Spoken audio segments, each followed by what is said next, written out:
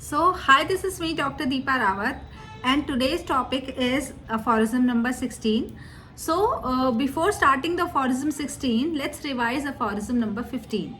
सो aphorism number 15 में doctor हैनिमन ने क्या बोला है कि जो हमारे वाइटल फोर्स के अफेक्शन हैं और जो डिजीज़ की जो हमें आउटवर्डली रिफ्लेक्टेड पिक्चर एक मिलती है वो दोनों चीज़ें ही एक हैं, क्योंकि डिजीज़ तभी प्रोड्यूस होती है जब हमारी वाइटल फोर्स अफेक्ट होती है और जो सिम्टम्स हमें दिखाई देते हैं वो उसके अफेक्शन की वजह से ही दिखाई देते हैं। और यहाँ पर डॉक्टर हैनिमन ने बोला है कि वाइटल फोर्स और हमारी जो बॉडी है वो दोनों भले ही हम अलग अलग दिखते हों, लेकिन वो दोनों का एक दूसरे के बिना कोई काम नहीं है। जैसे वाइटल फोर्स अगर नहीं है तो पर्सन जो है वो डेड है, जो हमें अफोरिज्म नंबर 12 में बताया हुआ है। इसके अलावा उन्होंने ये भी बोला है कि हम उनको अलग अलग एंटिटी की तरह पढ़ते हैं, लेकिन it together should be it comprise the whole organism together. तो it is a single unit, मतलब वाइटल फोर्स और जो हमारी मटेरियल बॉडी है वो दोनों एक ही चीज़ है, दोनों अलग अलग नहीं है, उसको अलग अलग कंसिडर नहीं किया जाना चाहिए। तो ये हमारा रिवीजन हो गया। So let's begin with starting the aphorism. तो बात कर लेते हैं इसमें हम अफोरिज्म नंबर 16 की।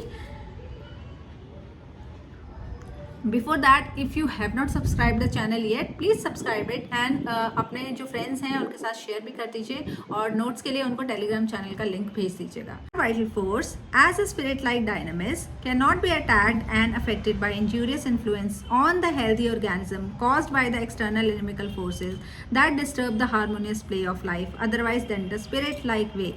मतलब हमारी जो बॉडी है वो तब तक इफेक्ट नहीं हो सकती जो जब तक हमारा मॉर्बिफिक नॉक्शियस एजेंट जो है वो स्पिरिट लाइक ना हो, ताकि जो हमारे स्पिरिट लाइक डायनामिस है उसकी वजह से वो इफेक्ट होगा।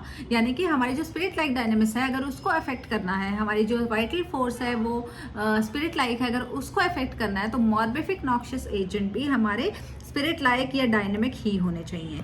ठीक है, अगर वो तब तक डिस्टर्ब नहीं कर सकती, कैन नॉट अटैक्ड तब तक नहीं कर सकती, can not attacked and affected, our vital force can not affect और कैन नॉट अफेक्ट और attacked by any injurious influences. ठीक है, जब तक वो इंजूरियस इन्फ्लुएंस हमारे स्पिरिट लाइक ना हो, डायनेमिक ना हो। ठीक है, डायनेमिक वे में ही उसको अफेक्ट करना पड़ेगा, तभी वो हमारी बॉडी में कोई जो हमारी वाइटल फोर्स को डिरेंज कर सकती है और बॉडी जो है साइंस एंड सिम्टम्स थ्रो कर सकती है। एंड इन लाइक मैनर जो हमारे मॉर्बिड डिरेंजमेंट्स हैं, जो डिजीजेस हैं, कैन नॉट बी रिमूव्ड। और साथ साथ ही उन्होंने ये भी बोला है कि हमारी जो बॉडी में डिजीजेस हैं, जो साइंस एंड सिम्टम्स है, जो अफेक्शन है हमारी वाइटल फोर्स का, वो भी तब तक रिमूव नहीं किया जा सकता by the physician in any other way than by a spirit like alternative powers of the serviceable medicine. जब तक कि हमारी जो मेडिसिन हैं वो भी डायनेमिक ना हो तब तक वो मेडिसिन भी हमें इफेक्ट नहीं करेंगी, यानी कि हमारी डिजीज स्टेट को ठीक नहीं करेंगी। तो इन अ जिस्ट डॉक्टर हैनिमन कह रहे हैं कि अगर किसी भी मॉर्बिफिक नॉक्शियस एजेंट को या फिर इंजूरियस इन्फ्लुएंस को हमारी बॉडी को इफेक्ट करना है तो उसको स्पिरिट लाइक डायनेमिक वे में ही करना पड़ेगा। और साथ ही साथ अगर हमारी बॉडी डिजीज्ड हो गई है, अगर हम किसी जो है नॉक्शियस एजेंट से अफेक्ट हो गए, हमारी वाइटल फोर्स अफेक्ट हो गई है, अगर उसको ठीक करना है तो भी हमें जो मेडिसिन हैं वो भी डायनेमिक वे में ही एक्ट करनी चाहिए, acting upon our spirit like vital force which perceives them through the medium of the sentient faculty of nerves everywhere present in the organism। और ये मेडिसिन कैसे एक्ट करती हैं? थ्रू द नर्व्स जो हर जगह हमारी बॉडी में प्रेजेंट है। So that it is only by their dynamic actions on the vital force that remedies are able to re-establish and do actually re-establish health and vital harmony. और इसी तरह से this is the only reason, और क्योंकि वो dynamic action की medicine हैं इसीलिए हमारी वाइटल फोर्स उसकी वजह से इफेक्ट हो जाती है और जो हमारे डिजीज है वो खत्म हो जाती है और हमारी जो हेल्थ है वो रीएस्टैब्लिश हो जाती है और वाइटल फोर्स एक हार्मनी में काम करने लग जाती है। After the changes in the health of the patient cognised by our senses, the totality of symptoms जो हमें देखने को मिलते हैं एक डिजीज बॉडी के अंदर, वो जो चेंजेस हमें देखने को मिलते हैं, have revealed the disease to the carefully observing physician. अब हमें ये डिजीज कैसे रिवील्ड होती है, पहले भी डॉक्टर हैनिमन ने बताया है कि हमें जो डिजीज है वो रिवील्ड कैसे होगी, हमें रिवील्ड होगी through the totality of symptoms और द साइंस एंड सिम्टम, जिसको हम ये भी बोलते हैं कि abnormal sensations and functions of the body. और वो हमें कैसे पता चलती है? By the careful observing and investigating physician. Physician को ऐसे वैसे नहीं पता चल सकती जब तक वो बहुत केयरफुली ऑब्जर्व ना करे और इन्वेस्टिगेटिंग ना हो। मतलब पूरी तरह से इन्वेस्टिगेटिंग का मतलब ये नहीं है कि उसको कहाँ कुछ इन्वेस्टिगेशन करने के लिए जाना है। उसका इन्वेस्टिगेटिंग का मतलब ये है कि जो सिम्टम है आपका वो कैसे शुरू हुआ था, कब शुरू हुआ था, इसकी क्या क्या एग्रीवेटिंग एंड एम्यूलेटिंग फैक्टर्स हैं और इसके क्या क्या कॉजेज हो सकते हैं, इसका मेंटेनिंग कॉज क्या हो सकता है, whether it is a chronic disease और एक एक्यूट डिजीज है। अगर एक्यूट भी है तो ये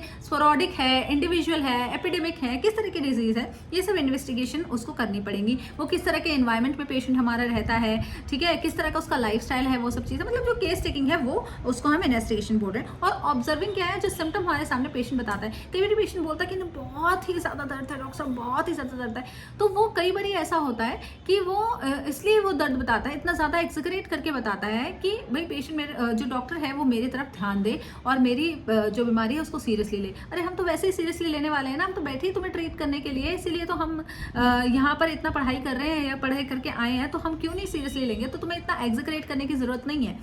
लेकिन पेशेंट कई बार करता है, एक्सग्रेट करता है, या फिर वो एंजाइटी में होता है, वो बहुत ज़्यादा डरा हुआ था, जैसे स्ट्रामोनियम हो गया आपका, आर्सेनिक हो गया, वो बहुत ज़्यादा डरा हुआ है, एंजाइटी में से एकोनाइट हो गया, वो बहुत ज़्यादा परेशान है, उस कारण से भी वो एक्सग्रेट पेशेंट करता है। तो वही एक केयरफुल ऑब्जर्विंग फिजिशियन का काम है कि वो केयरफुली ऑब्जर्व करे कि जितना ये पेशेंट बोल रहा है क्या उतना इसको पेन हो रहा है या क्या उतना तकलीफ उसको हो रही है, तो उस हिसाब से मेडिसिन हम सिलेक्ट करते हैं on the basis of the mental and physical symptoms of the patient as fully as was requisite in order to enable him to cure। और ये हमें क्यों ज़रूरत है? ताकि हम पेशेंट को एक क्योर प्रोवाइड कर सकें। तो this is about the aphorism number 16। ये जो टेक्स्ट था वो मैंने पढ़ दिया, इसका एक्सप्लेनेशन हम देख लेते हैं। तो थीम ऑफ द अफोरिज्म क्या है? To cause and treat the disease. Simple उन्होंने बोला है कि कॉज करना है डिजीज या फिर डिजीज को ट्रीट करना है। मॉर्बिड जो एजेंट्स हैं या फिर जो मेडिसिन हैं उनको डायनेमिकली एक्ट करना ही पड़ेगा, अदरवाइज जो है वो जो है कोई भी मॉर्बिफिक एजेंट हमारी बॉडी को इफेक्ट नहीं कर पाएगा। और अगर आपकी मेडिसिन भी डायनेमिक नहीं है तो भी हमें क्योर नहीं मिल पाएगी। So this is the explanation, you can read, you can go through the explanation as well. जो सब कुछ उसमें बताया है वही है इसमें भी। अब इसमें एक फुट नोट है जो थोड़ा इंपॉर्टेंट है। मोस्ट सीवियर डिजीजेस में be produced by scientific disturbance of the vital force through the imagination and also cured by the same means. यहाँ पे ये अफोरिज्म का फुट नोट जो है ना ये बहुत बहुत इंपॉर्टेंट है।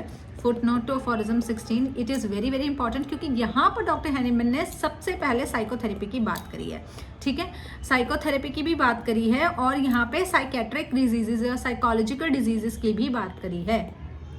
तो इस लहजे से ये अफोरिज्म फुटनोट जो है वो बहुत इंपॉर्टेंट हो जाता है, क्योंकि यहाँ पे बोल रहे हैं डॉक्टर हैनीमैन कि जो सीवियर से सीवियर डिजीजेस होती हैं वो बहुत बारी जो है साइंटिफिकली प्रूव्ड है कि वो साइंटिफिक प्रोड्यूस बाय ये प्रूव हो चुका है कि वो sufficient disturbance of vital force की वजह से होती हैं through the imagination and also cured by the same. और क्योंकि हम अपने इमेजिनेशन से हमारे डिजीजेस बनाते हैं, ठीक है, हमारे इमेजिनेशन से कई बार, क्योंकि साइकोलॉजिकली अगर हम साइकेट्रिकली इल हैं या हमारा मेंटल हेल्थ अच्छा नहीं है तो काफ़ी सारी सीवियर डिजीजेस उस वजह से हमें आ जाती हैं और वो ही डिजीजेस वैसे ही यानी उसी तरीके से वो क्योर भी होती हैं।